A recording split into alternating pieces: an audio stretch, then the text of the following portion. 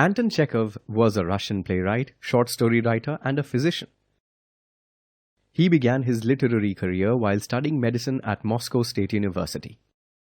Some of his notable works include The Seagull, The Cherry Orchard, Uncle Vanya, The Man in a Case, and The Lady with the Dog. He also wrote 17 plays, including The Seagull, which won him critical acclaim.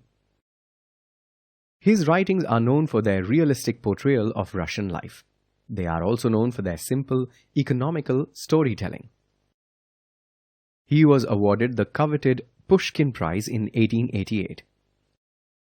The Proposal is a one-act farce depicting the quarrels between two wealthy neighbors and how it ultimately ends with a marriage proposal.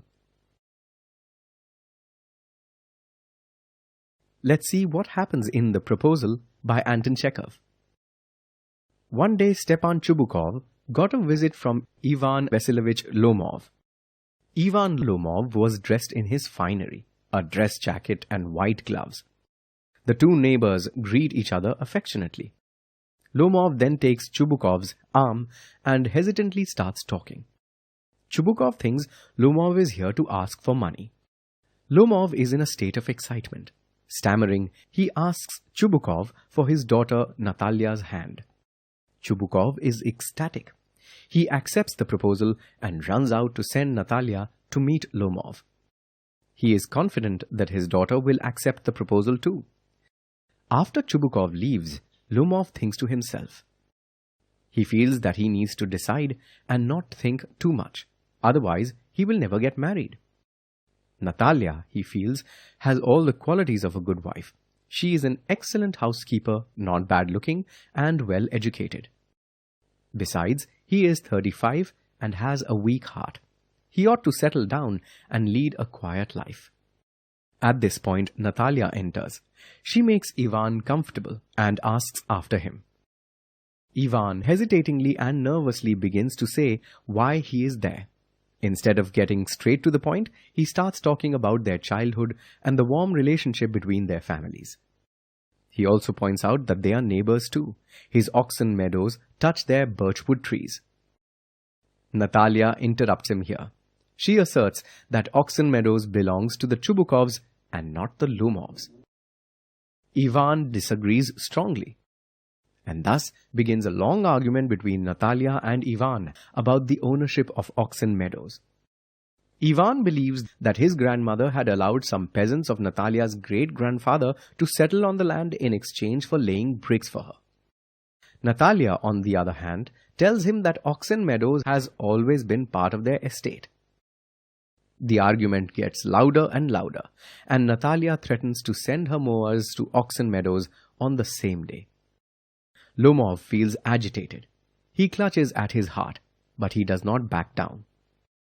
Natalia's father, hearing the commotion, enters the room. Natalia asks her father to settle the matter. Chubukov, of course, agrees with his daughter.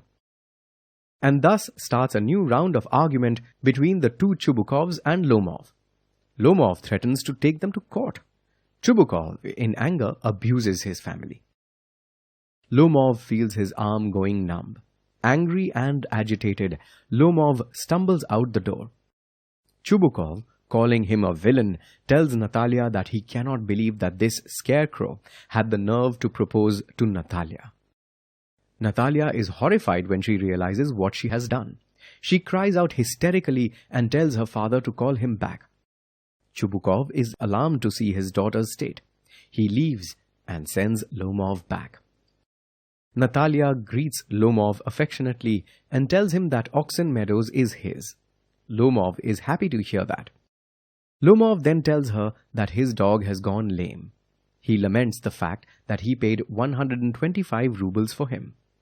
Natalia feels that the amount was too high. She believes that the dog her father bought for merely 85 rubles is better than Lomov's. Lomov disagrees, and another long argument starts. Chubukov returns as the heated argument is in progress. Natalia again asks her father for his opinion. Her father, of course, agrees with her again. By now, Lomov feels that his foot is going to sleep. His heart does not feel well either.